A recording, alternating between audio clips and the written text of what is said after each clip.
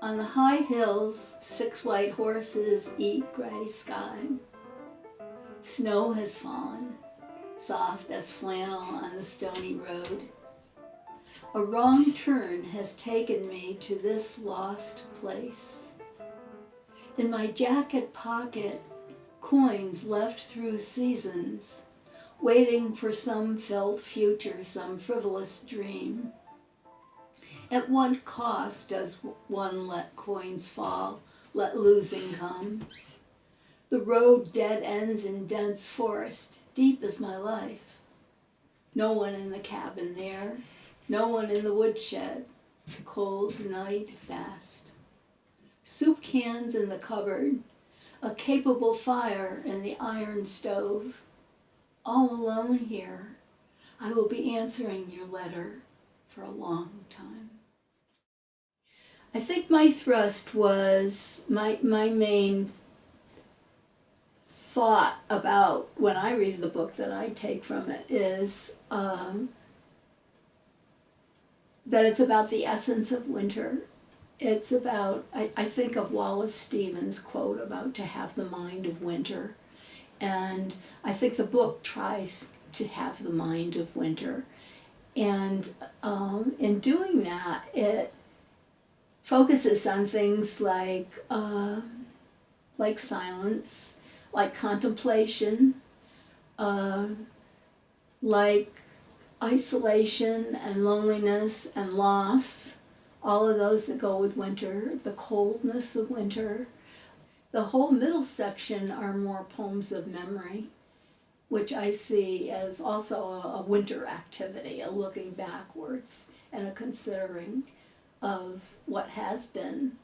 The third section, the last section, poems, it's a little bit harder to talk about, but what I was hoping for there was a turn toward things of the spirit, especially questions about whether there's a God or not a God, a sort of agnostic searching. The book didn't come about as a project about winter that I had decided ahead of time to write. What happened was that I wrote all the poems, and then when I started to pull together poems that might fit into a book, I noticed that several of them had winter in them. And then as I worked to organize the poems that were left, they fell into the pattern that they ended up in finally. It wasn't a preconceived idea of mine to start them that way. And the title Winter, people have asked me about that because it's kind of an in-your-face kind of title. The book's title started out to be Cold Waking, and I liked that pretty well, but then I wasn't sure I liked it well enough, and I changed the title to Winter Grace. And so then I tried to think of other winter sort of things, winter lost, winter dark, winter, all kinds of stuff. And nothing was really working. And another friend of mine said, well, you could just do winter, and I liked that a lot. So I thought, that's it, that's what we'll do. And I'm really happy with the title. One of the places poems come from for me is the work of other poets. Sometimes a line that someone else has written will trigger an idea for me. Sometimes they have to do with events in my life. Sometimes they're memory poems, poems of memory. And other times they seem almost like a gift. There's a poem in my book the first poem of the book is about a fox. It's called Should the Fox Come Again? And the fox in that poem is running down the hill toward a cabin, and the woman is leaving the door open for the fox to come in. And that never was a real fox, that was a gift fox. For me, the poem always comes about in the process of revision. I will start out with a bunch of words that don't amount to much, and then as I begin to cut it back and shape it, almost the way a sculptor would shape a block of marble to make something out of it, then the poem comes into being that way. perhaps you've noticed that I've had foxes a lot in my poems. That began actually several years ago. I was at a writer's retreat at Bretton Woods in New Hampshire, and I had gotten up very early one morning, and I heard a strange noise up the hill. And then suddenly 2 foxes came running down the hill and almost miraculously laid down underneath a little ledge just below where I was standing. And I thought of them as a kind of visitation. Well, I tried to write a poem about that for the longest time, and I just couldn't manage to write one that was really a poem.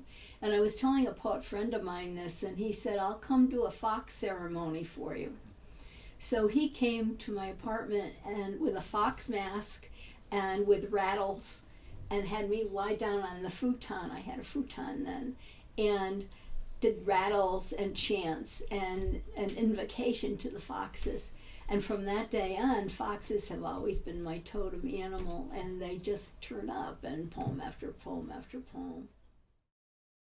From 2006 to 2009, I was lucky enough to be the New Hampshire Poet Laureate. That was a wonderful learning experience for me, and just a wonderful all-around experience, because I had a chance to meet so many people and read in so many different places. And one of the funny things about it was that people kept asking me, what are you going to do with the position? What I decided to do finally was to have a poetry day in the libraries day all over the state on a certain day in April. And we gathered 40 volunteers and went into many libraries and taught children poetry groups on that day. The most exciting thing I got to do was to read a poem at the governor's inauguration. And I was very nervous, and I didn't have a poem that I wasn't inspired to write a poem that would fit the occasion, but I found an old poem about building fieldstone walls. And I thought, in a way, that's a wonderful metaphor for government, for building a government. And so I said that when I read it, and a lot of the senators and House of Representative people commented afterwards about they liked it. So that was a real high for me.